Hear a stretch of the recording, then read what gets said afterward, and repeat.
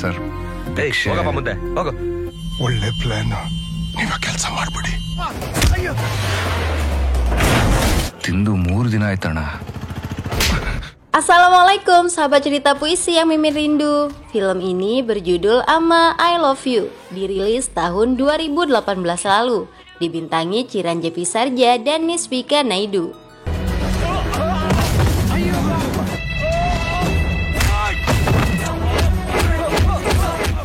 Mimin colek dulu para penonton ya, seperti Erza Luki di Palembang, Eneng Munawaroh di Garut, Al Jazuli di Pekalongan, Sania di Jepara, Emong di Sulawesi Selatan, Belly Hasmi di Batu Kucing, lalu Ari di Lombok, Ahmad Nazar di Lampung, Mama Vio di Merauke, dan semuanya.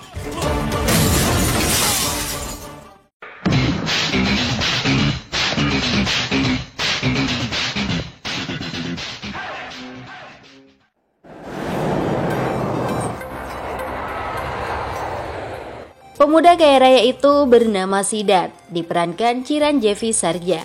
Dia baru kembali ke India setelah menyelesaikan pendidikan di Amerika. Welcome to India, sir. Ibunya, Annapurna, sangat menyayangi Siddharth yang akrab disapa Sidhu. Kepulangan Sidhu langsung diberikan tanggung jawab untuk memimpin perusahaan Annapurneswari Group di Bangalore. ನೋಡ್ಕೊಳ್ಳೋ ಜವಾಬ್ದಾರಿ ನನ್ನ ಮಗನಿಗೆ ಒಪ್ಪಿಸ್ತಾ ಇದ್ದೀನಿ. Selama ini ibunya yang memimpin perusahaan dengan penuh cinta. Semua karyawan dianggap seperti keluarga. Terbukti ketika Sidhu diajak berkeliling pabrik, ada karyawan yang bayinya menangis ditinggal kerja. Ibunya tidak membiarkan itu terjadi. Kita bekerja keras untuk anak-anak kita, bukan? Salah kalau kita bekerja terus membiarkan anak kita menangis, ucapnya. Malang nasib ibunya saat itu. Sari yang digunakan terlilit mesin sehingga mengalami kecelakaan.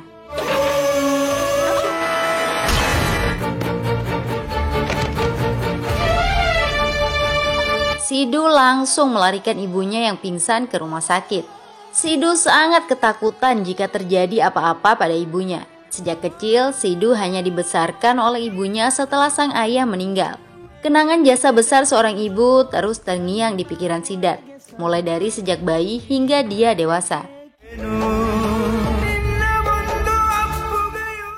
Ibu Sidhu tak kunjung sadarkan diri, dia koma sejak insiden di pabrik. Sidhu membawa ibunya ke berbagai rumah sakit ternama di dunia, tapi tak kunjung ada perubahan. Dokter justru sudah pasrah. Sidhu tidak mau putus asa. Dia membawa ibunya ke pengobatan tradisional, tapi hasilnya lebih mengecewakan. Sidhu bahkan disarankan membawa ibunya pulang saja untuk menunggu kematian datang. Entah harus dengan cara apa lagi ibunya bisa sembuh. Sidhu hanya bisa menangisi apa yang terjadi. Hujan yang turun membuat hatinya semakin getir. Seorang ahli agama yang dipanggil suami menarik tangan Sidhu agar tidak duduk di bawah pohon. Tindakan itu menyelamatkan nyawa Sidhu dari sambaran petir, seolah-olah suami sudah mengetahui bahaya yang akan terjadi. Tidak hanya itu saja, suami juga bisa membaca masalah yang menimpa Sidhu, padahal Sidhu belum berbicara apa-apa. Menurut suami, Sidhu tidak pernah melakukan apapun untuk kesembuhan ibunya. Semua usaha selama ini menggunakan uang yang dihasilkan oleh ibunya. Ada satu solusi jika Sidhu ingin ibunya sembuh. Sidhu harus meninggalkan semua harta kekayaan dan kehormatan yang telah didapatkan dari ibunya. Kamu harus hidup seperti pengemis selama 48 hari. Tidak boleh ada yang tahu identitas dan alasan kamu mengemis. Bisakah kamu hidup sebagai pengemis untuk kesembuhan ibumu? Tanya suami. Apabila Sidhu mau melakukan semua itu, ibunya pasti akan sembuh. Karena hukum alam seperti itu, harus rela memberi sesuatu jika ingin mendapat sesuatu. Uang hasil mengemis juga harus disumbangkan setiap hari. Sidhu ragu melakukan apa yang dikatakan suami. Tapi malamnya dia bermimpi, ibunya bangun dari koma. Ibunya mengaku tidak ingin mati. Saya ingin menghabiskan lebih banyak waktu bersama kamu, nak. Apakah kamu mau menyelamatkan ibu? Ucap sang ibu. Mimpi itu seperti nyata dirasakan oleh Sidhu. Kini dia sudah yakin menjalankan nasihat suami.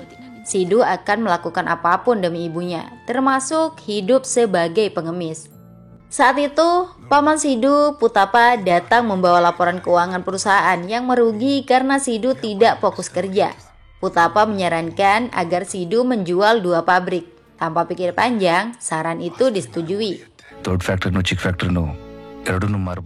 Selanjutnya, Sidhu berpamitan kepada sekretarisnya, Rajesh. Sidhu akan pergi keluar kota selama 48 hari. Rajesh tidak boleh mencarinya. Masalah perusahaan diserahkan kepada Rajesh. Sidhu pergi meninggalkan rumahnya ke kota lain. Semua barang ditinggalkan di dalam taksi. Dompetnya juga diberikan kepada pengemis di kuil, kecuali foto sang ibu yang disimpan. Hidup baru Sidhu dimulai pukul 11. Sidhu berlatih seorang diri menjadi pengemis, tapi tidak mudah. Apalagi bagi dia yang selama ini bergelimang harta. Sidhu butuh mental baja karena banyak orang tidak menghargai pengemis. Sidhu bahkan ditampar orang karena dianggap masih muda tapi minta-minta. Hari pertama, Sidhu gagal mendapatkan uang. Untuk melawan lapar, Sidhu terpaksa makan nasi bungkus yang diberikan orang. Keesokannya, Sidhu datang lagi ke kuil. Pengemis di sana mengira Sidhu akan memberi uang lagi. Tapi kali ini, Sidhu justru ingin bergabung ikut mengemis. Meski bingung, para pengemis menerima Sidhu sebagai orang baru. Wajahnya yang cukup tampan dan terlihat kaya dipoles agar kumuh.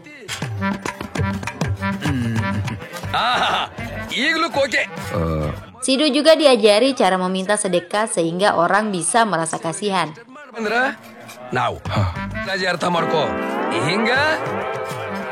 Akhirnya Sidhu bisa mendapatkan uang dari mengemis. Uang itu digunakan untuk menelpon Rajesh, menanyakan kabar ibunya. Tapi belum ada perkembangan apapun. Sidhu kemudian melihat seorang gadis cantik menolong korban kecelakaan. Gadis itu bernama Bindu, diperankan Nisvika Naidu. Kebaikan hati gadis itu membuat Sidhu terpesona. Apalagi foto gadis itu pernah dikirim seseorang untuk menjadi calon istrinya. Sayangnya tidak ada perkenalan di hari itu.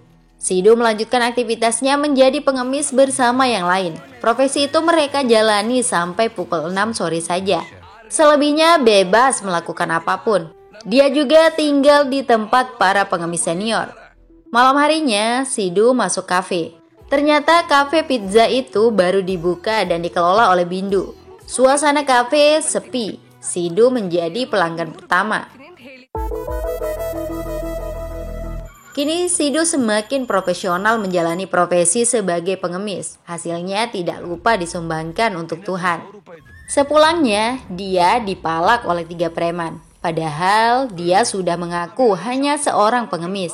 Sidhu tidak mau melawan meski diperlakukan kasar. Sikap preman semakin keterlaluan. Foto ibu Sidhu diambil, lalu berbicara jorok tentang wanita di foto. Darah Sidhu jadi panas membara. Sidhu menghajar 2 preman yang berbicara lancang tentang ibunya. Sedangkan preman lainnya yang bernama Manja memilih untuk bersembunyi. Preman di hadapan Sidhu hanya butiran debu.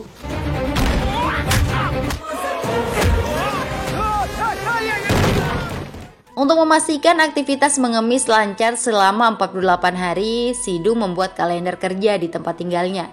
Mengemis dan menyumbangkan hasilnya ke Tuhan dilakukan setiap hari. Suatu hari, Sidhu melihat Bindu lagi. Kali ini, gadis itu menghadapi masalah. Motor Bindu tidak sengaja menabrak mobil di depannya.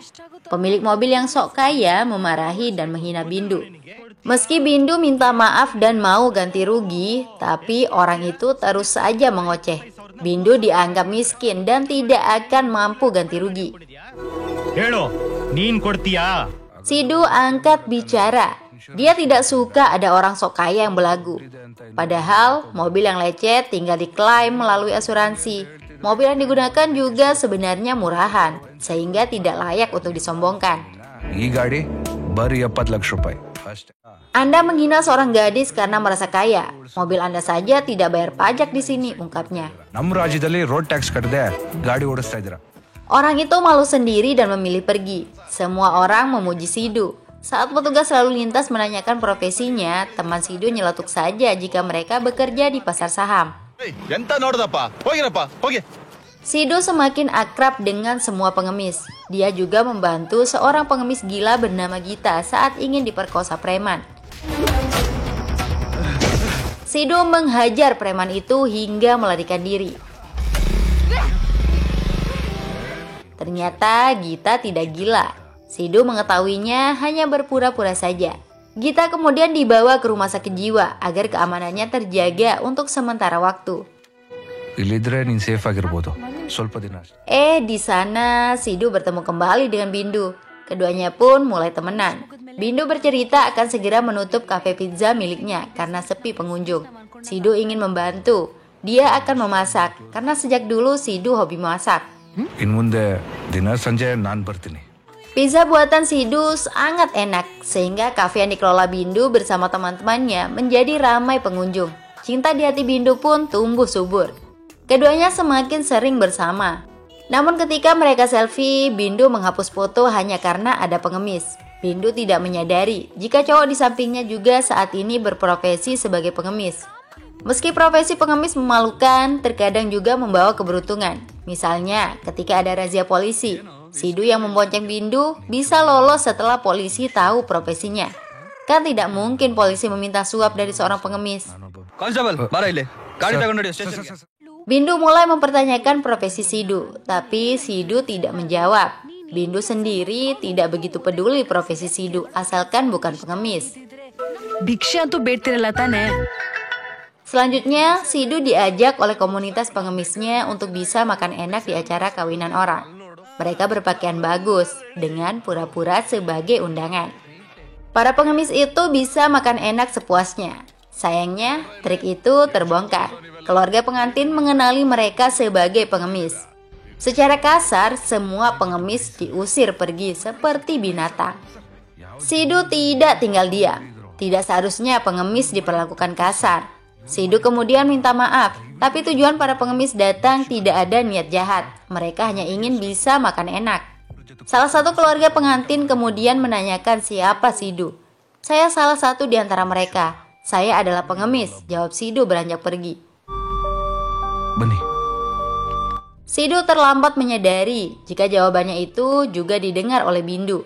Ya, Bindu dan teman-temannya ada di lokasi acara. Hancur hati Bindu mengetahui Sidu ternyata seorang pengemis. Sidu merasa bersalah kepada Bindu. Tiba-tiba dia dipukul orang tanpa perlawanan, lalu dibawa ke sebuah tempat.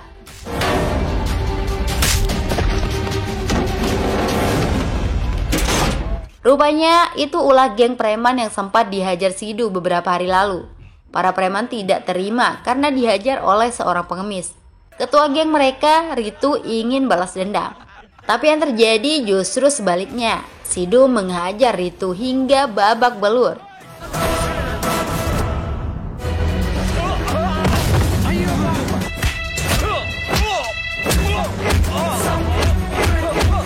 Padahal sebelumnya dia sesumbar. Anggota geng sampai tidak bisa menahan tawa melihat Ritu sudah babak belur. Sementara Bindu menjadi sangat malu dan marah setelah mengetahui Sidu adalah pengemis.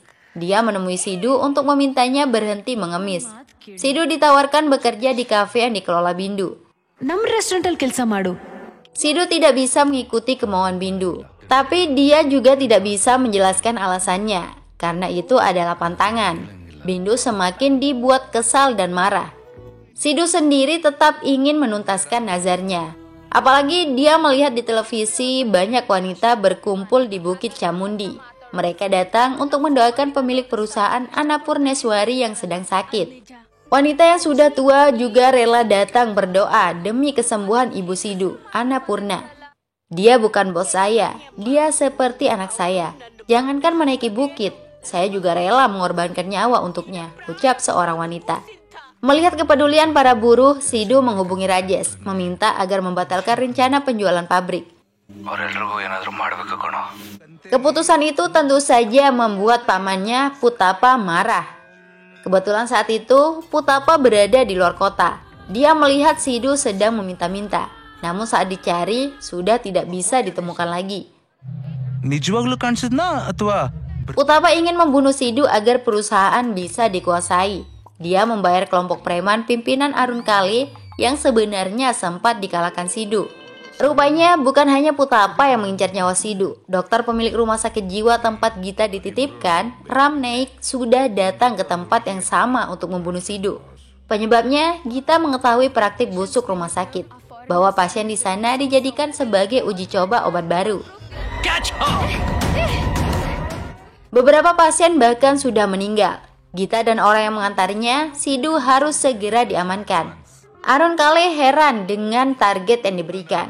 Masa iya seorang pengemis begitu diincar nyawanya?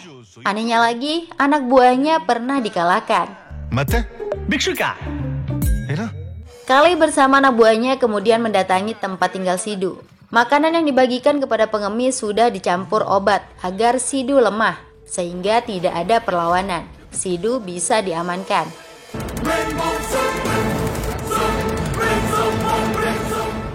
Sidhu dihajar dan disiksa agar bicara identitas aslinya. ಯಾರು ನೀನು? Sidhu tetap tutup mulut.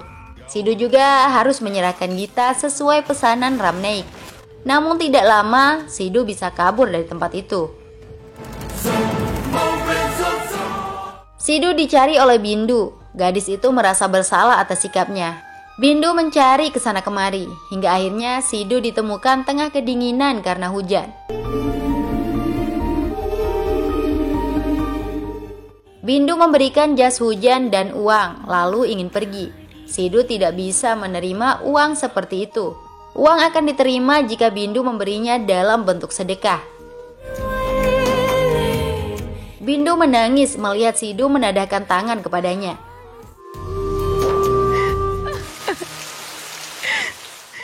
Setelah di rumah, ibu Bindu kaget melihat foto Bindu bersama seorang pria di laptopnya. Wajah pria itu tidak asing, dan benar saja, orang yang dimaksud Sidhu, nama lengkapnya adalah Siddharth Sivakumar. Anak satu-satunya pemilik perusahaan Annapurneswari di Bangalore. Ibunya mengenal wajah Sidhu, karena foto Bindu sudah dikirim untuk menjadi calon istrinya. Tapi belum ada jawaban hingga saat ini. Bindu terharu bahagia mendengar fakta itu. Sungguh tidak disangka, pengemis yang dicintai ternyata seorang miliarder. Sidhu sendiri harus menghadapi kembali para preman yang mengincarnya. Padahal sehari lagi nazarnya akan tuntas. Sidhu menghajar para preman bayaran itu. Kali ini tidak ada ampun, karena mereka sudah bertindak kasar juga kepada pengemis lain. Handphone Sidhu sampai tidak disadari terjatuh dan diambil preman. Sidhu mengejarnya, namun Rajesh tiba-tiba datang. Rajesh mencari Sidhu setelah bertemu dengan suami, orang bijak yang menyarankan Sidhu jadi pengemis. Sidhu, ikut saya. Ibu sedang berjuang untuk hidupnya. Bisa saja dia meninggal, ungkap Rajesh. ಅಷ್ಟೊಂದು ತಲೆ ಕೆಡಿಸಿದಾನ Swamiji. Pedih hati Sidhu mendengarnya. Apa yang dilakukan saat ini karena dokter sendiri sudah pasrah. Kekayaan Sidhu tidak mampu menyembuhkan ibunya. Rajesh menilai Sidhu mengambil tindakan bodoh. Buktinya, kondisi kesehatan ibunya tidak membaik, justru semakin memburuk. Keadaan ibu semakin kritis. Kamu harus menemaninya di saat-saat seperti ini. Jangan sampai kamu menyesal tidak bersamanya di hari-hari terakhir, ujar Rajesh. Sidhu tetap tidak ingin pulang. Nazarnya akan selesai besok pukul 11. Sidhu tidak akan menjadi pengemis lagi setelah itu. Rupanya, Bindu menguping obrolan Sidhu dan Rajesh. Dia pulang dengan penuh bangga tanpa menyapa Sidhu. Bindu kini mengetahui alasan Sidhu menjadi pengemis. Bindu berinisiatif mengirim pesan suara ke nomor Sidhu. Bindu akan menemani kekasihnya itu seharian besok, termasuk aktivitas terakhir menjadi pengemis. Bindu tidak tahu jika handphone Sidhu berada di tangan Arun Kale. Identitas Sidhu sudah diketahui musuh-musuhnya. Sidhu harus dihabisi sebelum kembali menjadi dirinya sendiri. Karena jika tidak, Sidhu bisa menghancurkan siapa saja dengan pengaruhnya. Ramnek juga akan menyuap polisi untuk menangkap Sidhu. Hari terakhir Sidhu sebagai pengemis tiba. Dia meminta-minta seperti biasa. Bindu datang membantu. Dia ingin menemani Sidhu sepanjang hari.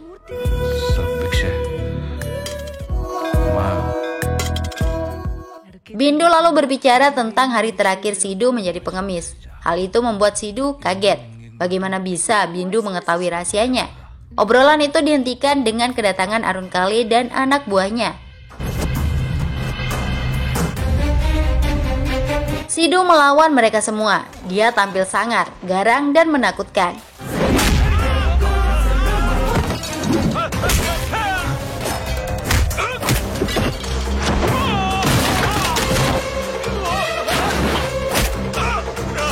Kale juga dihajar hingga tak berdaya.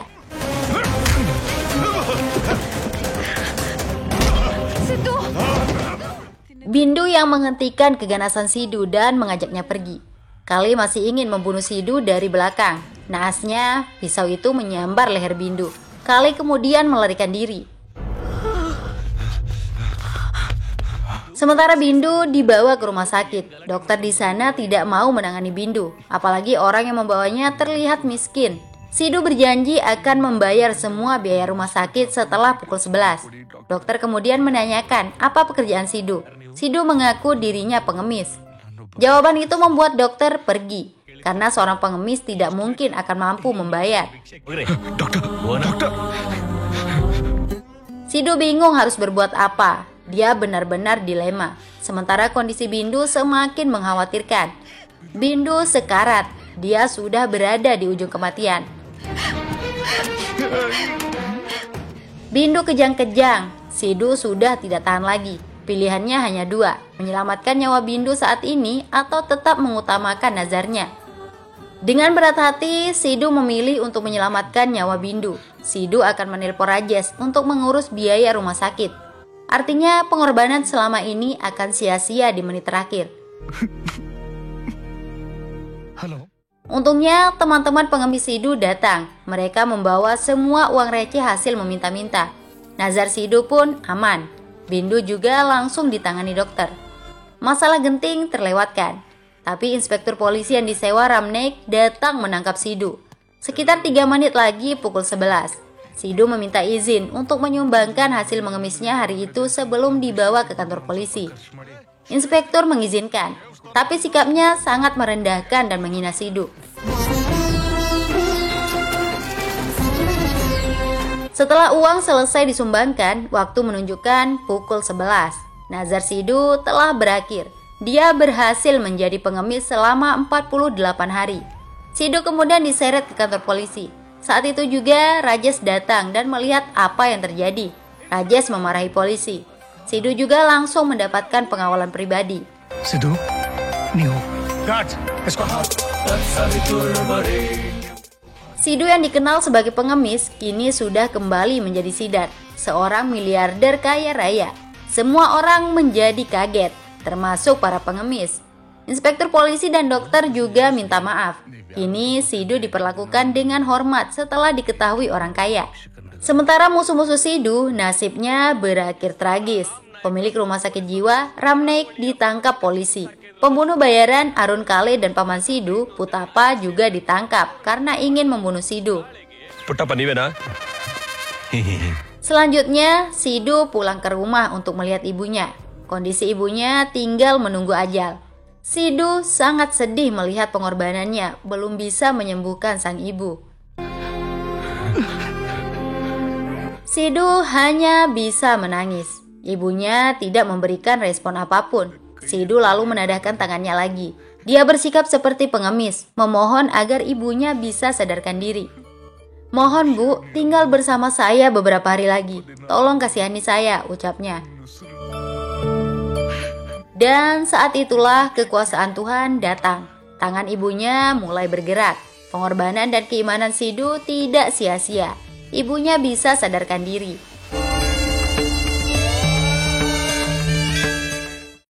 "6 bulan sudah berlalu.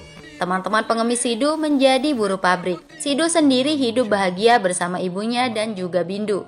Ketika Sidu teleponan dengan rekan bisnisnya, Sidu tidak menyadari seorang pengemis datang meminta sedekah. Ibunya lalu menasihati Sidu agar tidak mengabaikan pengemis. Hidup mereka sudah susah, jika ada uang sudah selayaknya dibantu, bukan justru pengemis dibiarkan menunggu. Hidup mereka sangat menderita, kita tidak akan bisa hidup sebagai pengemis walau hanya sehari, ucap Ibu Sidu. Bindu dan Sidu terdiam mendengar ucapan itu. Ibunya tidak tahu jika kesembuhannya saat ini karena pengorbanan besar dari Sidu.